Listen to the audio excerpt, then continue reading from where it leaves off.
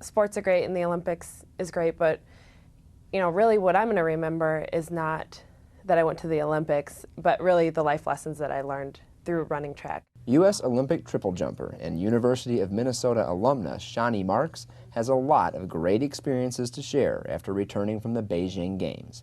And she'll be sharing those stories with members of the public at the U of M's Tucker Center for Research on Girls and Women in Sport Distinguished Lecture Series event, Wednesday, October 22nd. Set goals and always do your best, and don't worry about the outcome, because you're getting so many gifts through just doing what you're doing, and you're learning so much regardless of if you win or if you lose or whatever.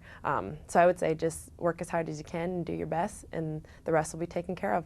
So this is an opportunity, I think, to talk to women athletes and get their own perspectives and experiences. So it's a great opportunity for a public audience to hear athletes that they really are excited about following.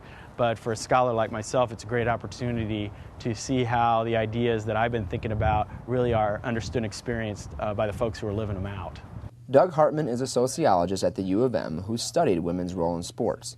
And Hartmann says the Chinese model for women's athletics has some interesting aspects. The central role that women athletes in China have played, because they've been very successful, very high profile, so a lot of the kind of resurgence of Chinese nationalism in sports has been because of women athletes rather than men athletes. Hartmann will moderate the Distinguished Lecture Series event and says he's hoping for some audience participation. Shani Marks, who will be joined by other U of M and Olympic athletes, says the audience participation is also one of the main reasons why she's excited for the event.